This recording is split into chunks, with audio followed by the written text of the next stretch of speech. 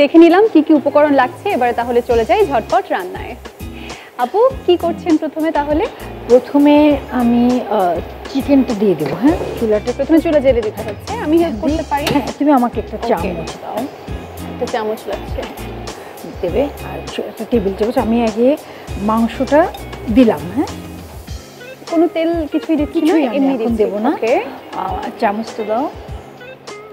আমি একটু 1 টেবিল চামচ রসুন বাটা দেবো। রসুন বাটা দিচ্ছি 1 টেবিল চামচ। ওকে, রসুন বাটা দেব। 1 চামচ আদা বাটা দেব। আদা বাটা, হ্যাঁ, এটা দিয়ে আমরা রেখে দিব কিছুক্ষণ। এটা থেকে যে পানিটা গলবে, এটা দিয়ে মাংসটা সিদ্ধ হবে।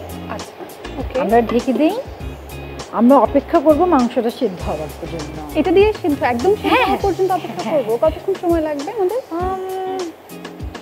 বেশি সময় লাগবে না। এটা যে পানিটা মাংস থেকে বের হবে, ওই পানিটা দিয়েই মাংসটা সিদ্ধ হবে। আচ্ছা, পরে আমরা যেটা করব, আমরা একটু কাজ এগিয়ে রাখতে পারি। সেক্ষেত্রে আমরা যেটা করতে পারি, মাংসটা সিদ্ধ হতে হতে আমরা পেঁয়াজটা ভেজে রাখতে পারি, যেটা আমরা মাংসের মধ্যে দিতে চাই। তেল দিলাম।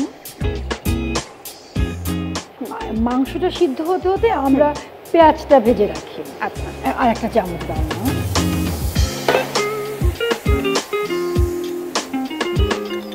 পেঁয়াজ 1 কাপের মতো না? 1 কাপের মতো পেঁয়াজ কুচি করা ছিল। হ্যাঁ, এটাকে আমরা ভেজে মানে কাজটা এগিয়ে রাখলাম। হ্যাঁ, দুটো চুলা আছে দুপাশে। হ্যাঁ, তো আজকে আমরা চিকেন সস তৈরি করছি।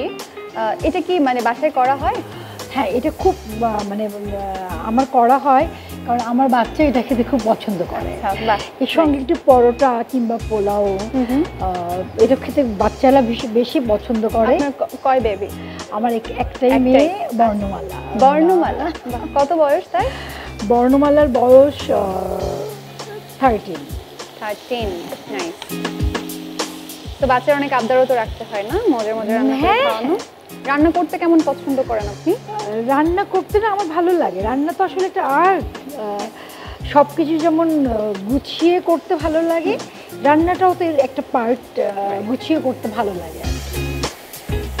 পেঁয়াজটাকে আমরা একদম মুচমুচে না, একদম মচমচে করবো না, একটু ব্রাউনিশ থাকবে। আমাদের মাংসটা হয়ে আসছে প্রায়। মাংসটা কিন্তু মনে হচ্ছে সিদ্ধ হয়ে গেছে। সিদ্ধ, আমরা পানি দিই। হ্যাঁ, আমরা পানি দিইনি, কিন্তু মাংসটা কিন্তু হয়ে গেছে। দারুণ ব্যাপার। হ্যাঁ, সেক্ষেত্রে আমরা যেটা করতে পারি, পেঁয়াজটা তো হয়ে গেছে, আমরা এটা বন্ধ করে দিয়ে পেঁয়াজটা বরং আমরা মাংসের মধ্যে দিয়ে দিই। এটা দুভাবে হয়, যে মাংসটা পেঁয়াজের মধ্যে দেওয়া যায়। যেহেতু আমার পেঁয়াজটা আমরা করে রেখেছি, কাজটা এগিয়ে গেল, তো আমরা মাংসের মধ্যে পেঁয়াজটা দিয়ে দিই। বেশ, তেলটুকু সহ এখন তেলটা পেয়ে যাচ্ছে। রান্না করবার খুব একটা সময় পাই না তো, কিন্তু করতে ভালো লাগে। সেটাই ভাবছিলাম, কারণ এত কিছু নিয়ে ব্যস্ত, অভিনয়টাও করছেন, আরো নানা কাজ করছেন। একটু একটু করে শুনবো কেমন চলছে সব কিছু। হ্যাঁ, চলছে, অভিনয় তো চলছেই। সেটা মঞ্চেও করছি, টিভিতে করছি, সিনেমাতে করছি, সে কাজটি তো চলছে। মঞ্চে কোন দলের সাথে আছেন? আমি এখন এথিকের সঙ্গে কাজ করছি। তো ওখানে একটু ভেজে নিব আমরা পেঁয়াজটা দিয়ে। আমরা তেলটা এবং পেঁয়াজটা দিয়ে আমরা মাংসটা একটু ভেজে নিব। ভাজা ভাজা হলে হয় কি, খেতে ভালো লাগে, টেস্টটা হয়। আমি নামটা শুনতে কনফিউজ ছিলাম যে চিকেন সস মানে কি আমরা সস তৈরি করছি? না না, দেখবে খুব মজা। আমরা এবার একটু লবণ দিতে পারি। লবণ পছন্দ মতো, স্বাদ মতো লবণ দিবে, যে যার মতন। এটুকু আমার মনে হয় না হবে। আমরা কিন্তু তেমন কোনো মশলা ব্যবহার করি না, একদম কোনো মশলা নেই। সেদিক থেকে ক্যালোরি হিসাব করলেও কিন্তু এটা খুবই, আমি বলবো যে যারা ডায়েট করছে তাদের জন্য এটা ভালো। তো আমরা এবার সস দিয়ে দিব। হ্যাঁ, সসটা তো 1 কাপের মতন আছে এখানে, একটু আমার বেশি মনে হচ্ছে, এতটা হয় লাগবে না। আমরা 1/2 কাপ দিই। Tomato sauce, 1/2 cup tomato sauce দিলাম। এবার আমরা আরও কিছুক্ষণ ভাজবো। এবার আমরা 1 কাপ পানি দেব। তুমি আমাকে 1 কাপ পানি দাও, একটু ভেজে নিয়ে 1 কাপ পানি দেব।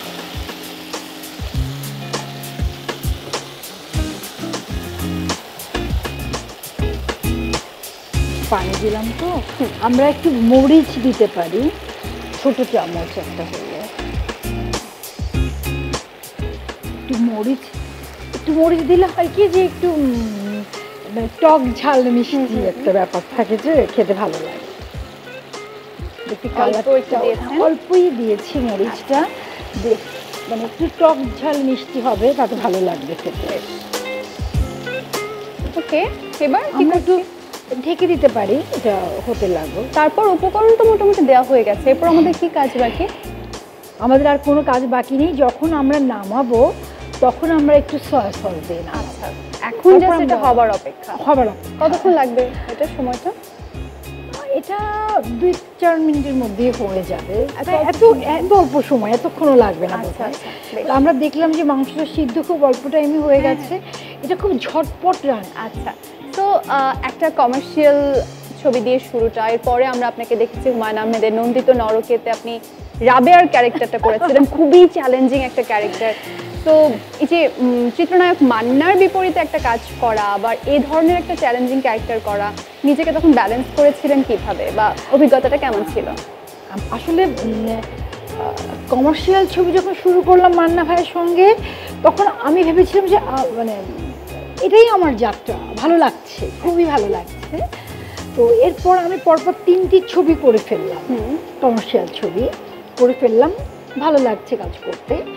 যখন নন্দিত নরকেটা করবার জন্য আমাকে বলা হলো, এবং আমি আসলে তখন মানে মনে হচ্ছিল করব কি করব না, বয়স অল্প ছিল, ডিসিশন নিতে পারছিলাম না। তো আমাদের যে ক্যামেরাম্যান ছিলেন মাহফুজুর রহমান, উনি আমাদের মধ্যে এখন নেই, ওনাকে শ্রদ্ধা ভরে স্মরণ করেই বলছি। তো উনি আমাকে বলেছিলেন যে এই একটি ছবি করলে তোমার শিল্পী জীবনের অনেক চাওয়া পূর্ণ হবে। আগে একটু দেখি কি অবস্থা। আমার মনে হয় একটু দেখিনি, এতক্ষণ হয়ে গেছে কি? হ্যাঁ হয়ে গেছে, একটা সুন্দর ফ্লেভারও আসছে। হ্যাঁ, সবকিছু মিলে একটা ট্যাঙ্গি ফ্লেভার আসছে। আসলে আমরা একটু আঁচটা কমিয়ে দিই। এবার যেটা করবো, আমরা একটু সয়া সস দেব, মানে আদা বাটা রসুন বাটা বাদে আর আসলে শুধু টমেটো সস, সয়া সস ব্যবহার হলো। এই জন্যই আমরা এটার নাম কোনো মশলা বলছি চিকেন সস। হ্যাঁ, কোনো মশলা নেই, কিছু নেই, একদম তেলটাও খুবই কম দিয়েছেন। রাইট, আমি যেটা মনে হয় যে বাচ্চাদের হয়তো এটা খুব ভালো লাগবে, বাচ্চারা তো সস খেতে পছন্দ করে, এবং বাচ্চা বলো মানে এটা মানে আমার নিজেরও খুব পছন্দ, যেহেতু হেলদি। হ্যাঁ হেলদি।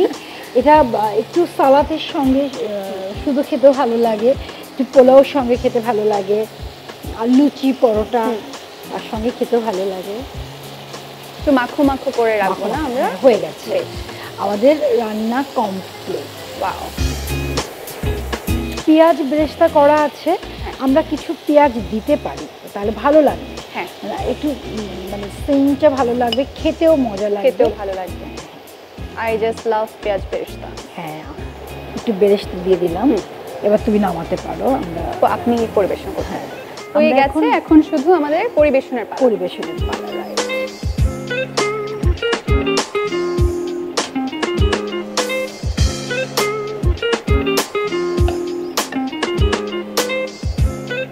বা খুব সুন্দর একটা ফ্লেভার আসছে, কিন্তু ক্ষুধা পেয়ে গেছে।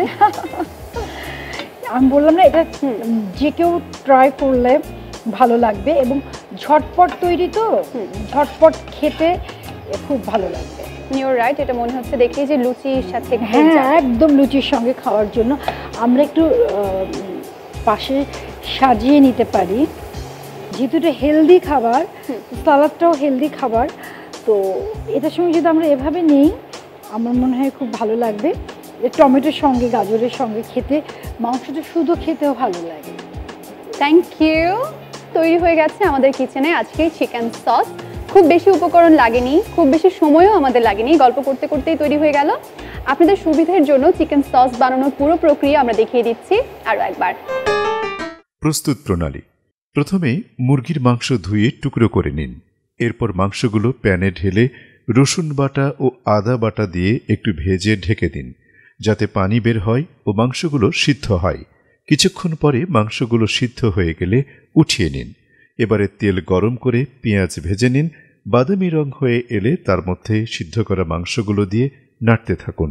এরপর একটু ভাজা ভাজা হয়ে এলে তার মধ্যে টমেটো সস, মরিচের গুঁড়া ও পরিমাণ মতো পানি দিয়ে একটু নেড়ে ঢেকে দিয়ে 3 থেকে 4 মিনিট অপেক্ষা করুন। এরপর তার মধ্যে সয়া সস, পেঁয়াজ বেরেস্তা দিয়ে নামিয়ে পরিবেশন